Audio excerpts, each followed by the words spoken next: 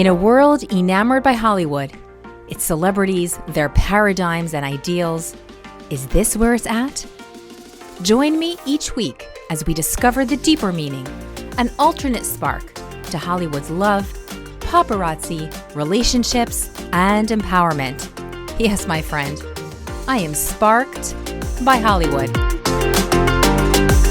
Welcome to this week's episode. I'm so excited to bring you guys a very special friend and phenomenal guest for this episode, Mrs. Gila Ross. Gila, welcome to the show. Thank you. Thank you, Deborah. Thank you for having me. It's very exciting to be here. Gila, for my listeners who don't know you, can you give us a little background of who you are and what the amazing work is that you do? Sure. Thank you so much. It's a good question, and it's always the question of like, where do I start from first? I'm an educator, and I've lived in quite a few different countries. I've lived in Berlin, Germany. I've lived in Calgary, in Canada, Vancouver, where we met, in the UK, and now we just recently moved to Denver. And I've got a few different areas of passion in education, and you'll see that they sort of come together. So really my passion is to help people become the best versions of themselves, right? Help them find their potential, fulfill their potential. I say that like my superpower is that I kind of see the potential in people, and then I help them see it and develop that.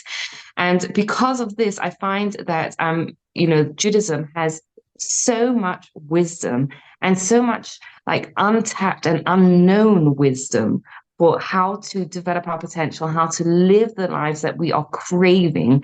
And I love teaching about Judaism, teaching how Judaism is so meaningful, it adds so much meaning to our lives.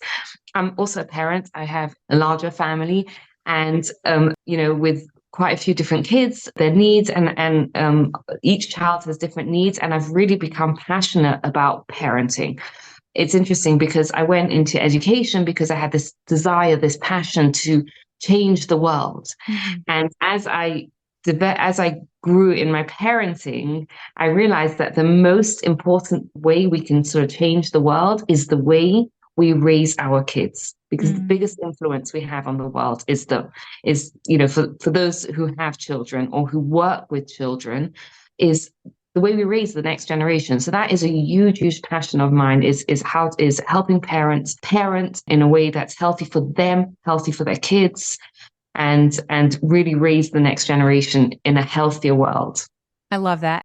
That brings me into my first question for you. I'm going to describe a scenario of, it might be a typical woman, a woman with kids, as she walks through a grocery store. So it's the end of the day, the woman is tired, and she's got 3 kids in tow. As she's walking through the grocery store, she's got to pick up things for dinner because she was hoping to do some meal planning at the beginning of the week, but it's a Wednesday and she realizes she's out of a number of things and she needs to have it for dinner, etc. She's got 3 kids in tow. One kid is whining because he missed his nap. Another kid thrives on spot shopping. So everything that she sees, she needs. So I need this and I need that. So the mother's attention is pulled that direction too. And then another kid, the third one, wants to tell his mom about everything that happened in school that day. So that kid wants to start a conversation. So far, we have a mom thinking about her shopping list. We have a mom thinking about the whiny kid, trying to tell the kid who wants all the food, no, you can't have it. It's not necessary right now. And the other kid, she's trying to listen with a half an ear about the school happenings of that day. She's just slightly overwhelmed. At the same time, she's trying to remember her shopping list because she left her shopping list that she wrote out at home. So she's got a couple of directions where her head is right then. She's also trying to hold it together because she's in a shopping store and she doesn't want to lose it. And she doesn't want her kids to go off the rail because people are around. And then she comes to the checkout counter. And right next to the checkout counter, there are a number of tabloid magazines of Hollywood picture perfect families. She might see a mom with a child stepping out of a car, paparazzi, beautiful sunglasses. The kids are just dressed perfectly. And it's just a picture perfect, scenario. Or she sees another headline where it shows that some celebrity is on vacation with the kids and it just looks perfect. And at that moment, she might judge herself. She might feel that someone out there, because looking at this picture, it looks like someone out there has it better than her, has it pulled together. What would you tell this woman at this very moment? So, firstly, I love that scenario. I mean, I can definitely relate to it. I'm sure there are many listeners, and even if it's not that particular scenario, but I'm sure we can relate to that sort of scenario. And I would say also that it could be that years ago we only had to worry about the tabloids, but I think where we are nowadays, we are getting those messages from all over the place, right? You drop your kids off at school and you see those kids running happily out of the car. And what we don't see is the fights and the arguments and all the stuff that had to happen to get those kids into the car. And what we also don't see is the other mums or the other dads looking at our kids running out of the car happily and not knowing about the fight. So we see it around us. We see it on social media because even people that post the low light, it's so heavily curated, right? So everyone posts, the family picture and like so blessed and all that. And even though we kind of know in our head that there's more that's going on, we don't know it in our gut. And I'm a coach as well, right? Mm-hmm. And as a coach, people talk to me a lot. And I can tell you the first thing I would tell this mum or this person in this grocery store is number one, this is normal, right?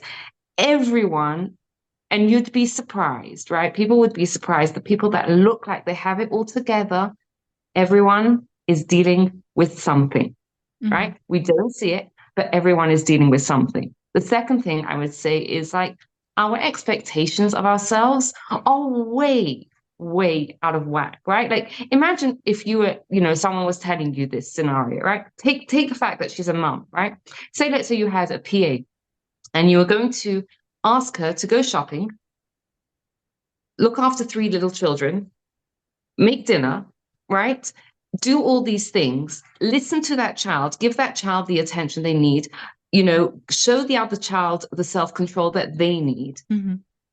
While trying to get like that wouldn't be a fair expectation. You'd be like, come on, like that's not humane, that's not fair. I don't care how much you're paying, but that's not a fair expectation. Right. And yet we kind of like, of course, I'm expected to do this. And if I get it wrong because it's too much, I beat myself up. So like our expectations are way out of whack. We have to lower our expectations Mm-hmm. and lower them and lower them.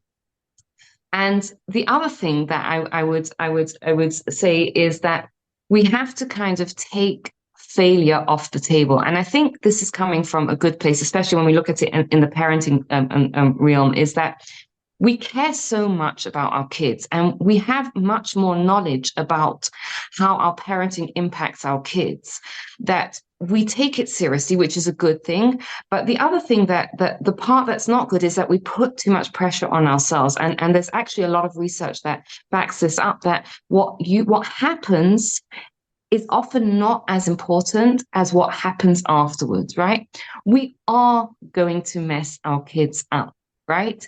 We are going to mess up, and that's okay, right? Mm-hmm. Because we are bringing up our children who are going to live in an imperfect world, right? So to expect ourselves to be perfect parents, firstly, it's impossible. And secondly, what we're trying to teach our kids that you're going to have to be perfect? No. What's much better is to take the pressure off ourselves to be perfect parents, because we can't be perfect parents, and instead recognize that, yeah, I'm going to make mistakes. And when I make a mistake, I'm going to repair that mistake. And that repair is so valuable because it can strengthen the relationship.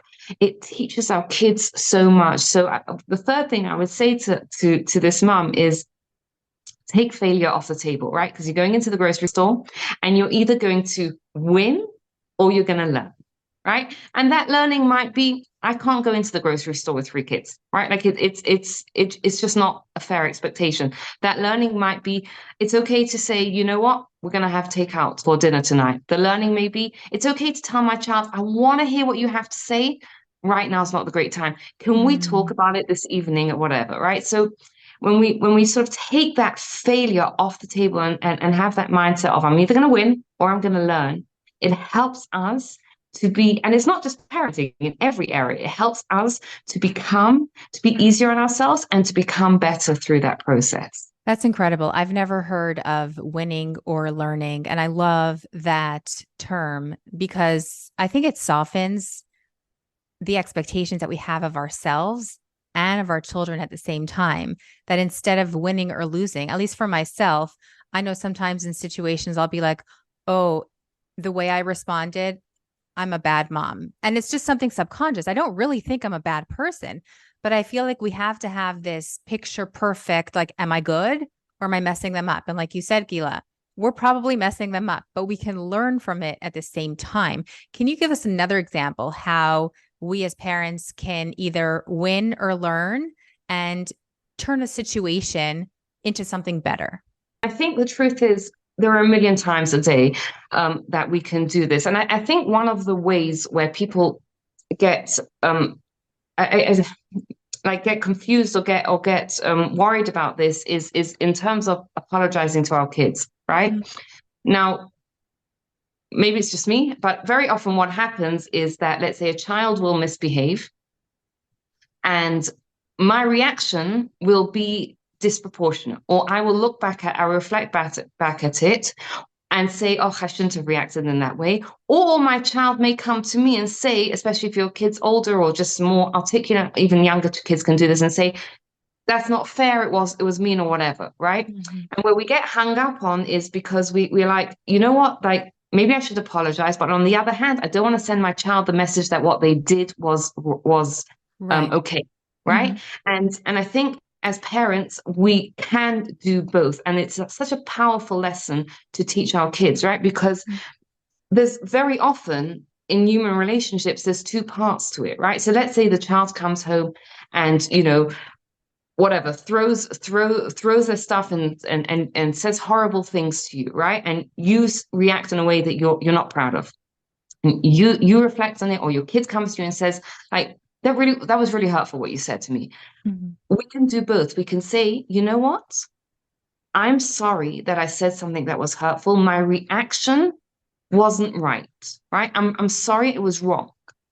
And tell the child this is what you did wrong, right? Not I Mm-hmm. did that because you did that, because at the end of the day their action was their behavior, and as a parent we have a choice of how to react. Sometimes we're going to get it wrong, but ideally we should know what's right and what's wrong, right? So if we get it wrong, we could do it. But we can separate those two things. And I think what happens, there's two things that kind of happens when we can do that. Number one, when we can apologize and own our part, very often the child is much more receptive to hearing what they did wrong. Why? Because they've been hurt, right? They've been validated, and then they can kind of hear, oh, you know what? Like I did that wrong. Yes. And the second thing is we're modeling. We're modeling how to, when you mess up, when you do something wrong, you can say sorry. And saying sorry is such a hard thing. We had a situation when we moved here, and with one of my children in school, and one of the people in the senior leadership went and apologized to my daughter, and we were discussing it. Like saying sorry, like properly saying sorry is such a hard thing, right? It's such a hard thing for people to do. And yet it's such a valuable thing in relationships and everything. Like it shows so much like strength of character, so much humility. And if we can give our kids the skill of being able to apologize, right? Being secure enough within themselves to be able to apologize, that is such an incredible tool we're setting them up with for life. So that's a way that you can turn something that was negative and turn it into something that's actually you learn from, you teach your child from, and it becomes something positive. And that's where the repair happens. It's because, yes, you had a rupture in the relationship, Mm-hmm. but through that repair, it makes it stronger. Yeah. And I love the word that you used, and. So sometimes Yeah. people will apologize and they'll say, I'm sorry that I responded like this, but you were super disrespectful. And I think the but discredits some of the apology because it's like, I did this, but it was in a response to you. So it's like, we're both going to step up to the plate right now. I'm going to apologize for my behavior, and you're going to realize how you could have done better. But I want to switch for a moment to the care of the mom. There's so much that we do in our lives, in our day, which is reactive to our children. What could we do as moms to preemptively support ourselves in this huge role that we're in? Right. So that is such an important piece, because I think, I mean, it's very cliche that you can't pour from an empty cup. The truth is, the more we work on ourselves, the internal work, the healing, the self-care, and it's proper self-care. It's not just like, it's self-care that actually feeds you, the better parents we have, right? And I think we have to switch from looking at it as self-care and taking time for myself, to investing, right? You're investing in yourself, you're investing in your family. Mhm. Every single thing you do to make yourself a better person, and a healthier person, is an investment for your children, right? And this, I remember, like, I learned this very early on in my parenting journey. One of my kids was really, really challenging. Mhm. And I realized that the more I recognized that it's not that, however you want to phrase it, that this child is there to help me grow and become more patient and become a better person, the more I was able to respond appropriately. And Mhm. that only happens through that internal work. And I think that's one of the beautiful things as well about Judaism, is that there's such an emphasis within Judaism on that internal work, on that character development, on that, and it reflects, right? Right, and it's all done. And I think, if the more you learn about Judaism, the more you see this, it's all done from a place of care, compassion, gentleness, right? From, there's so much in Judaism that teaches us, right, like, about how to live our lives and how we parent. For example, you said that thing about, oh my gosh, I feel like such a terrible mom. It's such a common response, right? There, as far as I know, there is no source in Judaism for that, right? Judaism is very strong on accountability, on fixing what we've done wrong, but also at the same time very strong on keeping it local, right? It's not that I'm a terrible mom. I did something wrong there. Okay, so I did something wrong, but it doesn't affect my identity, right? It doesn't affect who I am. And I think when we're in that space of like, I'm such a terrible mom, it's very hard to fix that, because then it becomes like a threat to our identity. But if we're in the place of like, okay, that was wrong, and we're feeling in a, like, okay, so now I know how to fix it, then we have that inner strength and that humility and the security, right? The Mhm. self-esteem, the security to own up and fix that mistake. So there's so much there that really teaches us about how to look after ourselves and how to become better, and do that in a loving, compassionate way. And all of that is an investment, and it's going to show up in our kids. Absolutely. Gila, you are the author of a book, Living Beautifully, and you have made it to the top bestseller list on Amazon, which is unbelievable. Tell us why you decided to write your book. Thank you. So it started from my podcast. I had a series on my podcast, and it started during COVID, during lockdown, when people were home and stretched beyond, and it was a new situation, and yet people were craving connection, craving meaning, craving spirituality. And I decided to go through Pirkei Avot, which is it's an incredible part of the Mishnah, the oral Torah, which is focused on ethics and values. And you think that it was written thousands of years ago, what relevance does it have to our lives? And the more you go through it, the more you kind of see that the context of our struggles are different, right? We have technology, they didn't. We have social media, they didn't. We're pulled in a million different ways. They may or may not have been, as far as we know, but the content, right? The struggles are all the same. Mm. And there were so many times that I, looked through something and I was like, they could be talking about social media right here, right? Mm. They could be talking about, our work-life balance right here. And it was just incredible to see how these values, these ethics that have stood the test of time, have so much to teach us, and so many little things that we can implement into our lives. Because sometimes, we look at it and we were like, okay, I want to do this. We want to do this big overhaul. And it's just overwhelming. Whereas the idea here was each episode was like 5 or 7 minutes long. It was 2 episodes a week, right? Anyone can do that. And each one was like a short idea that you could then listen to, an idea that you could take away, add it into your life in an easy, accessible way. And when it was kind of finished, the project, I started it for a small group of people, but thank God it like went. It got huge. I got loads of positive feedback from people who were listening to it and were learning so much from it, and who felt that they really spoke to them. And when it finished, someone asked me what's next, and I was like, kind of jokingly said, I want to write a book, put it into a book, and because it's got so much value and so much wisdom, and I wanted to share it with people in a wide way. And the person actually told me like books are hard to sell, and it kind of sat there for a while, but it was a whole process. But it finally came out this summer, and it's a book that again, it's short chapters, it's relatable, it's timeless wisdom from the Torah that people can read in, no matter what your background is, read, implement, to give you a little bit more meaning, joy, love into your life. Love that. Can you give us one excerpt, one of your favorites that stands out for you, and maybe other people have given you feedback that it's really made a difference in their life? And it might be hard to just pull out one, but give us one of your sparks. Okay, so I'll share something that's a bit topical, right? One of the big things that often comes up around Rosh Hashanah is the concept of God and accountability. And a lot of people grow up or think of this as like a very intimidating concept, right? Like this idea that like if I step out of line, God is going to get back at me, etc. When you actually learn through it, you realize accountability is an act of love and care, right? There's a lot of, again, research about children that grow up in a neglectful home, right? It's so damaging, right?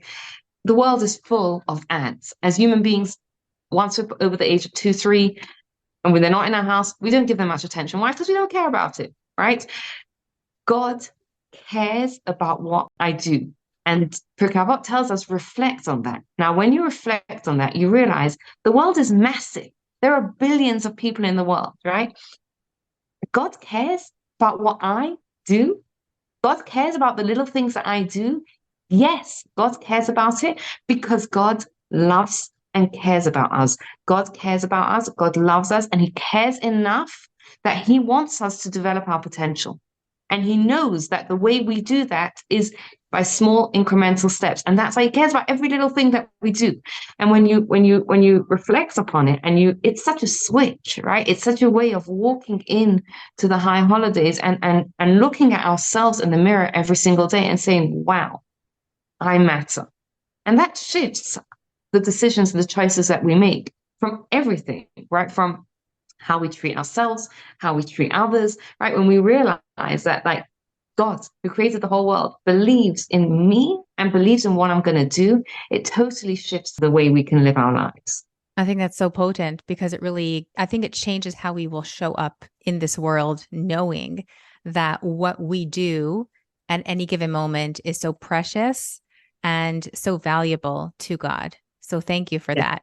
Gila, you mentioned your podcast. How can people listen to your podcast? What is it called? Where is it available? So my podcast is called Power Up, and it's available on Spotify, Apple, all major podcast platforms. The easiest way to find it is just to go onto your podcast platform and search for Power Up Gila Ross, because there's quite a few different podcasts called Power Up. So if you search for Power Up and my name, you should find it.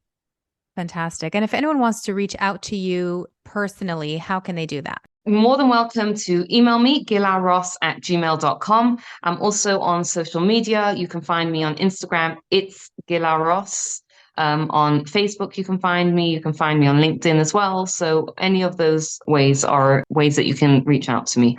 Fantastic. Guys, reach out to Gila. You will not be disappointed. She is a wealth of information, a wealth of wisdom. Gila, can you leave us with one more message before we end off? Right now, we are We are recording this before Rosh Hashanah, before the new year, but give us a timeless message that people can really take to heart and listen to and appreciate at any time. So if there's a message that I would leave people with, is that we live in a world that very much promotes instant gratification, and not just that, but instant success, right? Because a lot of people, how they market themselves and how they sell whatever they're selling is that you are going to sign up for my course, sign up for my coaching, sign up for my product, and within 30 days, this is going to be transformed, right? Don't buy into it, right? Because very often the success that it takes it happens after 30 days, but that 30 days usually comes after many, many years of work, right? And very often what happens is that we judge ourselves by what, people are saying. Don't do that, because you keep putting in the work, putting in the effort day after day after day, and eventually you will see the results. As in Atomic Habits by, I think it's James Clear, he talks about like how 1% better every day makes a massive difference over time, right? Instead of focusing on the success that you're looking for, focus on the habits that you're building, right? Because every time you do something, right, you're building a habit. And Judaism teaches us about this, right? Because Judaism teaches us in spirituality, it's not about the success, it's about the efforts that you put in. And a big part of this is because efforts is what builds habits, right? And habits is what creates change over time. So don't look at it like, oh, today I did X, Y, Z. Today I put this effort in, and those efforts are building my habits and building my spiritual muscles. And eventually you'll see it.